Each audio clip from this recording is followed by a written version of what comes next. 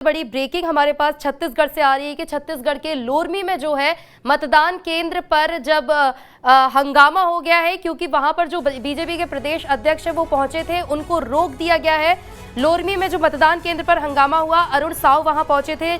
JCC और BJP के कार्यकर्ताओं में झड़प हो गई है, वो आपस में उलझ गए थे। कैंडिडेट अरुण साव ने अधिकारियों से शिकायत की है, एक दूसरे पर वोटरों को बरगलाने का भी आरोप लगाया गया है। मतलब दोनों ही पार्टी के जो लोग हैं, चाहे तो बीजेपी हो या जेसीसी हो, दोनों ही कैंडिडेट एक दूसरे पर वोटरों को बरगलाने का आरोप लगा रहे हैं। लोरमी में यह खबर सामने आई, तस्वीरें हम आपको दिखाएंगे। अरुण साव को अंदर जाने से भी रोका गया है। पूरी खबर के साथ हमारे सहयोगी अमित मिश्रा भी हमारे साथ रायपुर से जुड़ रहे हैं। सीधा उनका रुख करते हैं और जानते हैं कि असल में यहाँ क्या हुआ है। तो देखिए, लोरमी से जो मतदान केंद्र है वहां पर हंगामा हुआ है। अरुण साव जो है प्रदेश अध्यक्ष भी हैं, उनमें और जेसीसी के जो प्रत्याशी है उनके बीच में ये झड़प हुई है। शिकायत भी इसकी की गई है और एसडीएम खुद भी वहां पहुंचे थे। ये तस्वीरें सीधा वहीं से हम आपको दिखा रहे हैं। कोई भी नहीं आएगा, हम किसी काउंटर आपसे शिकायत करें, आप जब्ती करो, कार्रवाई करो।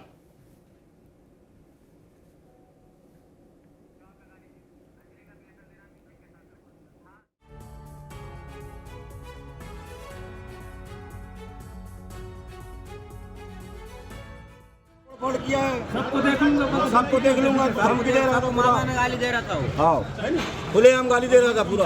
आधा घंटा में पट गया, बोला देख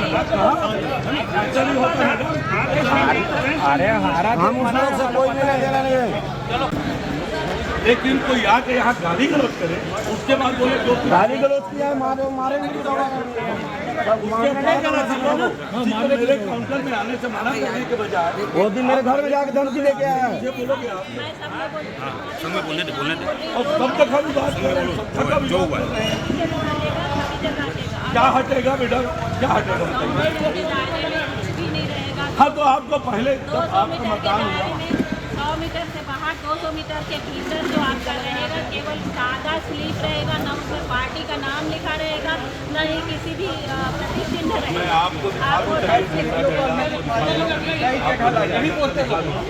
आप नया कानून मत बताइए, आप हमको नया कानून मत बताइए। नया कानून कुछ भी नहीं है, दोबारा हमारे सबको पता है भाई, यहाँ पे बहुत ज्यादा हमारे यहाँ काउंटर में नहीं आएगा, हम किसी काउंटर में नहीं जाएंगे, हमारे काउंटर में कोई भी नहीं आएगा। हम किसी काउंटर आपसे शिकायत करें, आप जब्ती करो, कार्रवाई करो।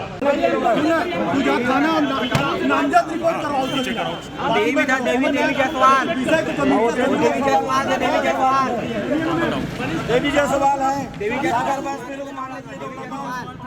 यहाँ पे आके तोड़ फोड़ किया है, सबको देखूंगा, सबको देख लूंगा। हम दे रहा था, मामा ने गाली दे रहा था। हाँ, खुले हम गाली दे रहा था पूरा। आधा घंटा में पट गया, बोला देख तो देखिए, ये तस्वीरें सीधा हम आपको लोरमी जो मतदान केंद्र है वहां से दिखा रहे हैं। अरुण साव जो प्रदेश अध्यक्ष है, खुद उनको रोका गया है। बड़ी झड़प यहाँ पे जेसीसी और बीजेपी के जो कैंडिडेट हैं दोनों ही, उनके बीच में हुई है। अमित हमारे साथ पूरे अपडेट के साथ इस पर है। एक बार अमित से जानते हैं कि यहाँ पर असल में हुआ क्या था। देखिए, ये लोरमी का 92 विधानसभा है, 92 बूथ नंबर है, जहां पर जेसीसी जे के नेताओं के साथ में भाजपा कार्यकर्ताओं की जो भिड़ंत है वो यहाँ पर हो गई है। दरअसल यहाँ पर उनका आरोप है कि जेसीसी जे के जो तमाम नेता थे वो इस बात पर आपत्ति कर रहे थे कि बीजेपी के जो कार्यकर्ता है वो डमी ईवीएम को लेकर वहां पर बैठे हुए थे, जिसको लेकर जेसीसी जे के कार्यकर्ताओं ने पहले आपत्ति जताई, फिर दोनों कार्यकर्ताओं के बीच में बहस हुई। बहस जो है वो मारपीट में तब्दील हो गई, गाली गलौज में तब्दील हो गई। और जैसे ही इसकी सूचना प्रदेश अध्यक्ष, जो बीजेपी के प्रदेश अध्यक्ष अरुण साव, जब उनको पड़ी तो वो भी वहां पर पहुंच गए। उसके बाद उनको वहां पहले पुलिस ने उनको जाने से वहां पर रोका, क्योंकि स्थिति वहां पर भीड़ जैसी स्थिति थी, उसको शांत करने की कोशिश वहां पर अधिकारी करवा रहे थे। और उसके बाद फिर जैसे ही वहां पर प्रदेश अध्यक्ष पहुंचे हैं तो उन्होंने भी शांत करवाने की अपने कार्यकर्ताओं को कोशिश की। और उसके बाद फिर जो विधिवत शिकायत है वो शिकायत वहां पर उन तमाम निर्वाचन के अधिकारियों को दी गई, पुलिस के अधिकारियों को दी गई और कलेक्ट्रेट के अधिकारियों को वहां पर दी गई। लेकिन ये जो मसला है ये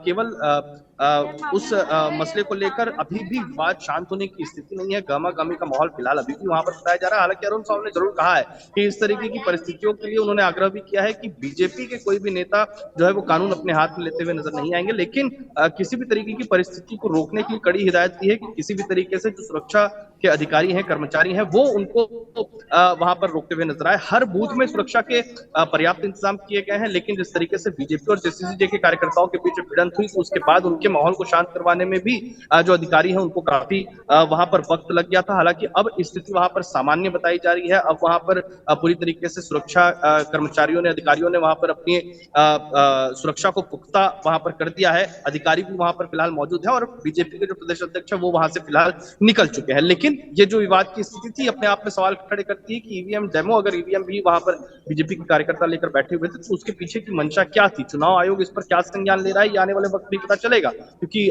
शिकायत यहाँ पर कर दी गई है, दोनों ही तरफ से शिकायत की गई है। अब इस पर क्या संज्ञान लेता है चुनाव आयोग, ये आने वाले वक्त नहीं पता चलेगा। जी बिल्कुल। अमित, देखिए एक खबर और भी आई थी इसी बीच कि नक्सली जो है हमला हुआ है। खबर आई थी कि बड़ी खबर भी आपको बता दें कि बीती रात नक्सलियों ने जियो टावर पर हमला किया।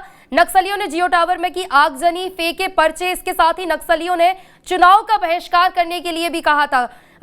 कोयली बेड़ा के गोमे में मुठभेड़ को फर्जी बताया है। ग्रामीणों में दहशत का माहौल है। ये खबर भी एक अभी आई है हमारे पास कि नक्सली हमला हुआ है। इसमें क्या अपडेट आपके पास है?